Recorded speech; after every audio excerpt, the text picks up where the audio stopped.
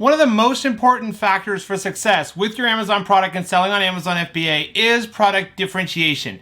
This is going to be one of the most important videos you've watched in a while, so stay tuned as I'm going to go through some of the most fundamental and important parts of product differentiation. How do you stand out on Amazon? What are the best and easiest ways to do that?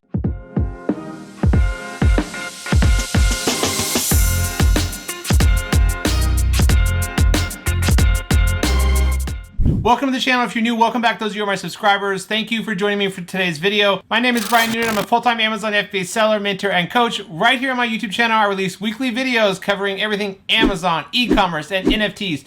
If you enjoy that type of videos, do me a favor right now. Head on down and press subscribe. I can see each and every one of you who take a minute to press subscribe, and I appreciate each of you. My job right here on this channel is to help educate, teach, impact as many lives as possible, sharing and documenting my journey of how I went from a struggling, broke drug addict 8 years ago to being able to own and run multiple six-figure online businesses. Let's jump into it.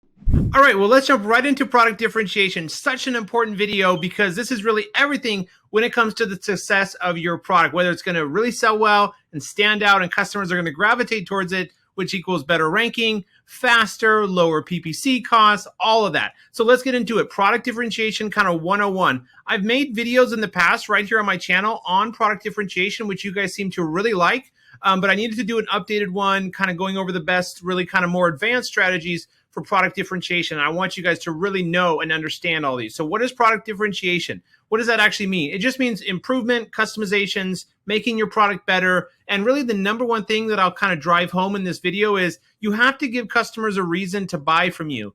If you're looking at page one here, like for example, this butter dish with lid, if you're going to try to come in here and compete with just another glass on glass one or a white one with black text with a wood top, you're going to have a hard time. White with wood top, white with wood top, white with wood top.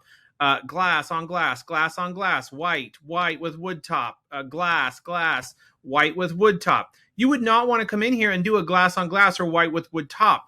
Now, I don't recommend selling butter dishes. It's too competitive. There's there's pages and pages of results and thousands of competing products or other sellers. It really comes down to what is the actual product you're going to sell as far as how you're going to differentiate and improve the product. But here are some kind of main tips. I'll break it down into kind of 3 or 4 sections. Section 1 is kind of common sense. What is the product? What is the problem it solves? What are its main uses? And how can you add value to it, to the customer's life? That's kind of number 1 I'll go over. Number 2, I'll go over keywords, the importance of keywords. These tell you everything that you need to know about what customers are searching for related to your product, other related keywords around the product and niche, and then is there too much competition, and then what could you possibly bundle or include with yours or make it better. We'll also look at your competitors' reviews and that kind of things. Those are kind of standard. During the product research phase, you analyze your competitors' listing and their good and bad reviews. I'll show you how to do that.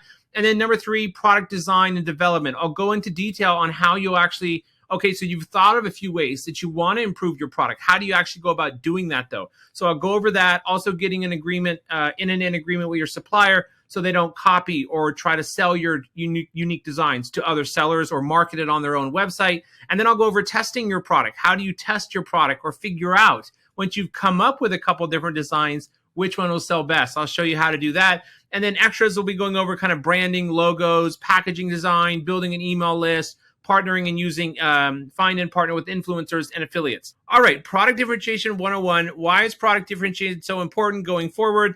Again, lower PPC costs, easier to rank, making more sales and more profits sooner if you have a clearly better product. Just by the main image, I need to be able to see that. So that doesn't mean making your main image like a 3D image, which can certainly help have a better image than your competitors, but the product needs to stand out.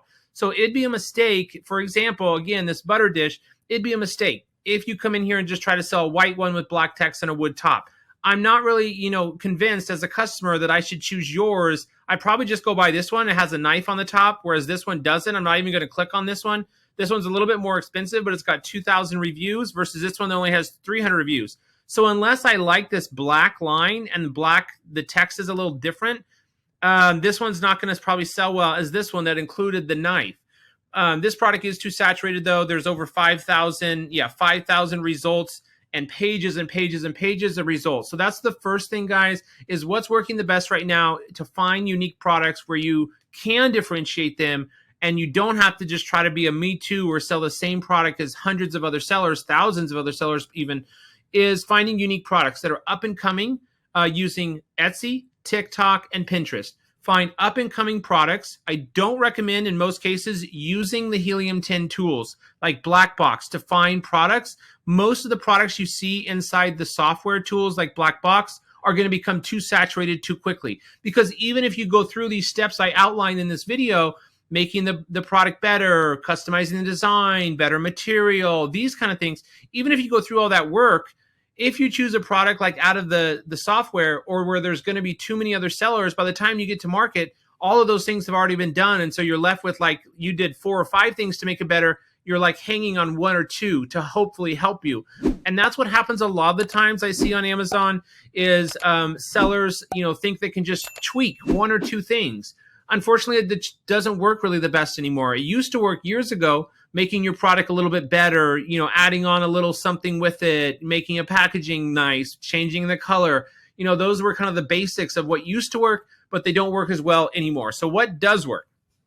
All right, common sense. It's just going to be don't sell another Me Too product. You don't want to be just another product on Amazon, which is a slightly better version. But common sense, it's going to come down to what the product actually is, what problem it solves, the value it adds to the customer. So you think of, once you find a couple product ideas, here's kind of the next steps to go through. What are the main product uses? For example, this product, all right, so it's used to keep butter fresh, could be on the countertop to look nice. It could be used in the fridge. It could be used with this one with the knife, has a serving utensil right along with it, so I don't have to bring out and dirty another knife. Those are kind of common sense things you would look at, the main product uses. What do your competitors showcase and highlight in their listings? That what you'll go through next is you'll go through your competitors' listings and go through their images. All right, what are they highlighting and showcasing? So it's healthy porcelain. Again, that sounds kind of foreign. We wouldn't say healthy porcelain. We'd say like organic porcelain or natural porcelain, free from toxins and chemical ingredient, safe for home and commercial use. Yeah, I don't think that's necessarily American-based seller. Again, this is a really good image. It's showing the product out on a nice countertop or a nice table. It's separated into 2 pieces. I like that they're showcasing you can have 1 stick in there, 1 stick, use the lid as a tray almost, and then use the included knife. So they're showcasing that. They're showcasing in here that it looks good on a table. Here they're showcasing that it's microwave safe, it's oven safe, it's dishwasher safe, and freezer safe. And look how neatly it stores that knife there, okay? And then it looks like it has a good capacity, looks high quality. So this is kind of what you'll go through, looking at your competitors and go through and see what are they highlighting and showcasing. So no need for an extra knife or cutting board, large butter dish. So it's a large size. It's made from natural porcelain, unlike plastic or metal. Okay, so that's some interesting facts there to go through your competitors and see what are they highlighting. Next, I would look at the negative customer reviews. Look at 3 to 5. Look for 3 to 5 things customers love about the product and 3 to 5 things customers don't like about the product. There's a couple ways you can do that on your top, I'd say top 3 to 5 main competitors on page 1. Do this. You can just click on their total ratings and then go through and look at the 5-star, 4-star reviews for 3 things customers like. So we can look at that. So they like that it's sealed and it looks nice. It compliments me on this dish, holds 2 sticks of butter, and the knife is super conveniently stored on top. It's sturdy. The bamboo lid fits snugly. That's 2 reviews just out of the 3 that I've read that talk about how they like the lid fits snugly, okay? Sits on my counter, easy to clean, looks good. There's another review talking about how good it looks.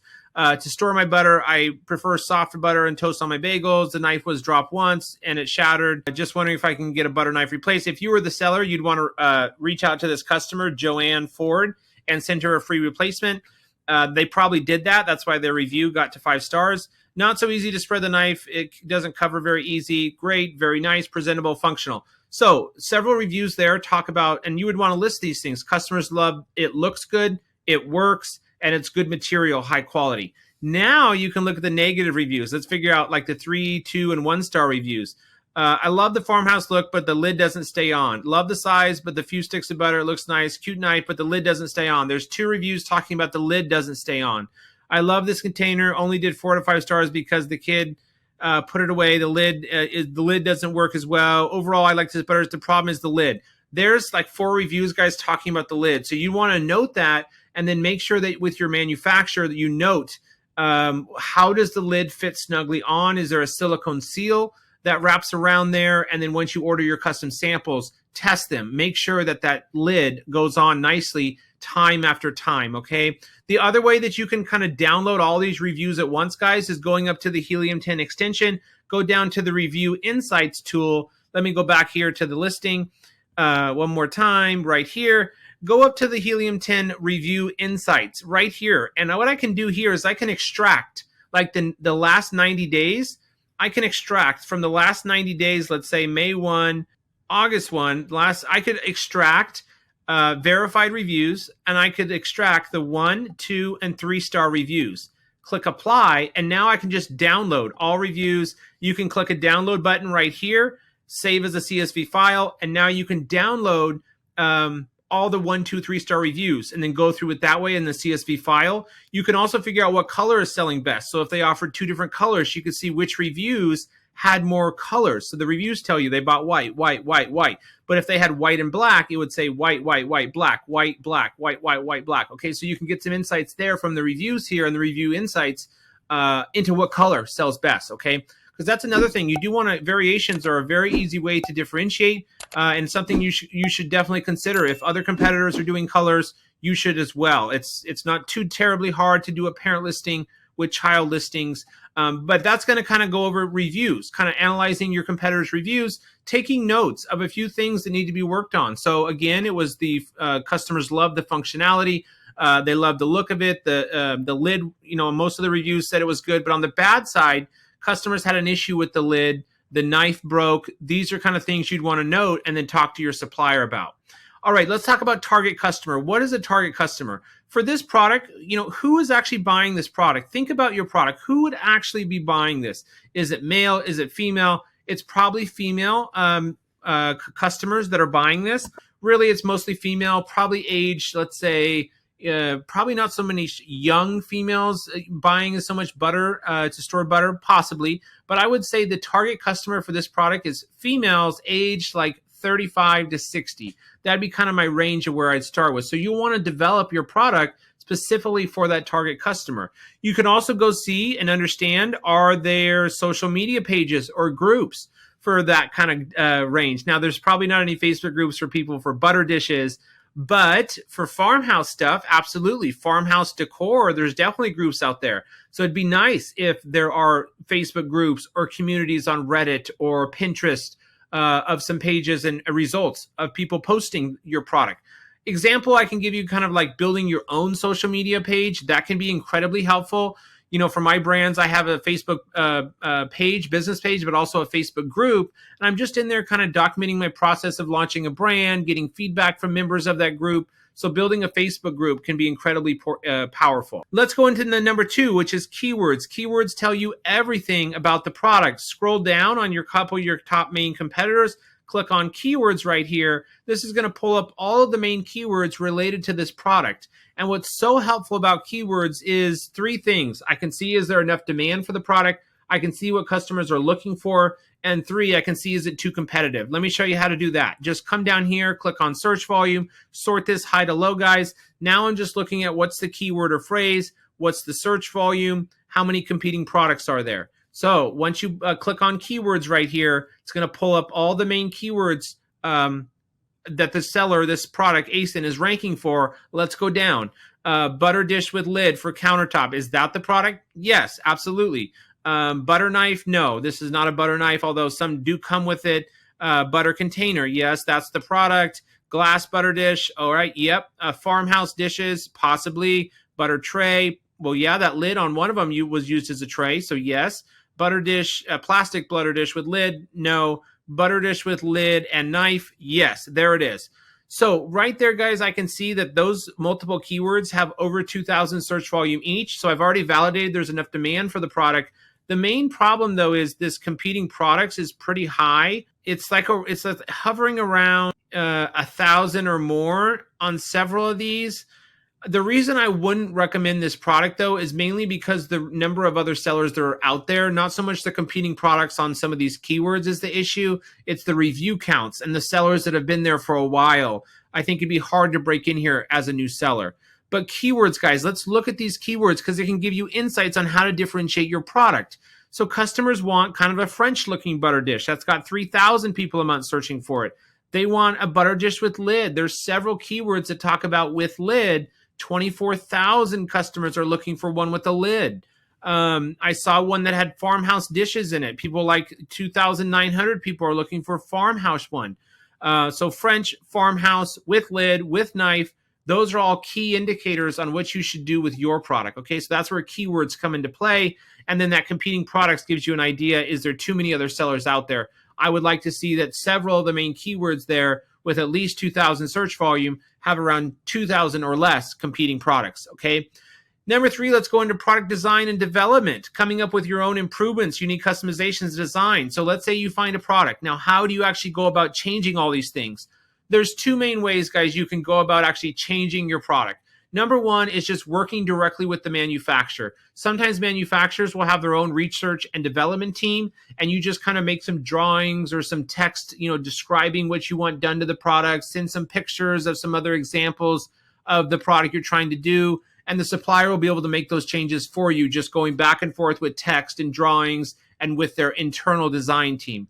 However, most of the time you're going to have to go a step beyond that, which is actually going on Fiverr and hiring a product designer. So if you go onto Fiverr.com, you can type in like Amazon product design, and you're going to be able to see multiple sellers that, well, yes, they'll do image design, but we need more like product design. Let's go more specific. Product design. And what you're looking for is somebody who can do like 3D renderings, print design. Here's an example of one that's very good. I will do CAD modeling for a product and 3D print design.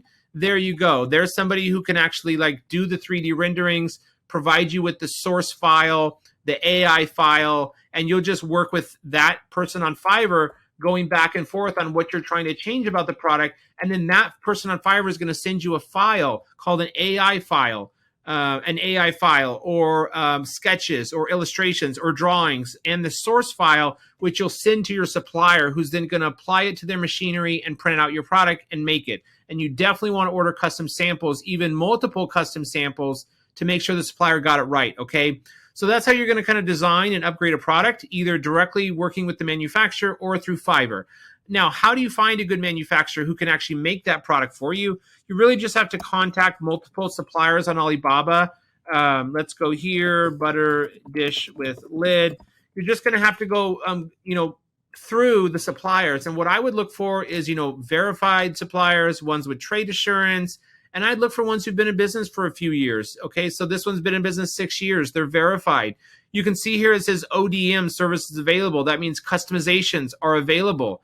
So that means they can probably customize it. Here's that one we saw on Amazon that's doing well. I definitely contact them. They've been in business 15 years. Look right here in the name, guys. This is very important. Do you see this?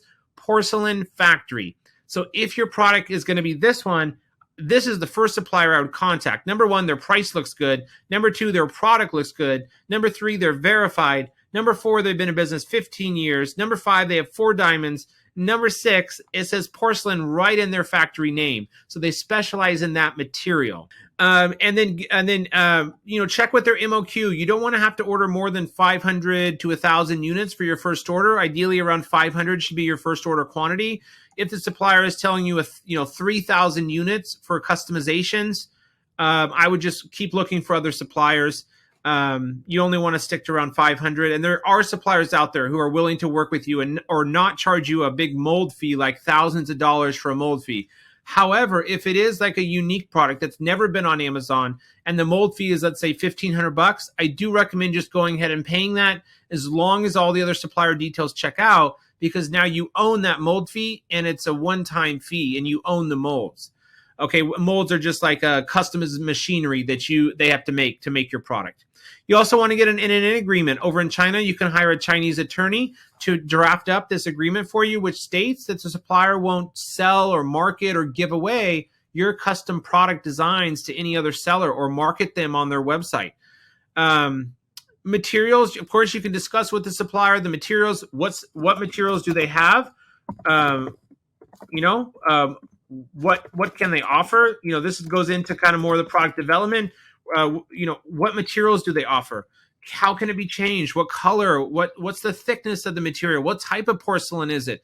What type of bamboo is that lid? Is it stained? How about the graphics or the text on the side? How are those applied? Is it etched? Is it printed? Is it engraved? Is it silk screen transferred? You want to ask all these details from your supplier. You can also, expand the functionality of the product. So some products you'll be able to add on like, a new feature to it or benefit. That can be incredibly helpful, or a bundle, which would mean like, look at the other related products down here, frequently bought together, make it a bundle. See, it's pairing it with these canisters and this butter dish. Oh, here's one. Look at these salt and pepper shakers. Okay, so there's a possible bundle idea. Do the butter dish and the salt and pepper shakers. And now I would say, okay, it's okay to consider this product because you're doing a set. That solves a problem. The customer doesn't have to go out and buy those two separate products separately. Then you could work with the supplier. If these are made out of porcelain too, the supplier you're already working with may be able to produce these. If not, you may have to find a second supplier and have that second supplier ship it to your main supplier because they'll need to be packaged together in one box. Okay, testing your product design. What will actually sell best? How do you know? Let's say you've gone through a couple weeks now, back and forth with the supplier, coming up with some product designs with a Fiverr designer. How do you actually know what's going to sell though? Well, what you can do is you can use Helium 10's tool called Audience Market Feedback right here. And it's only about $130, guys, to run a poll.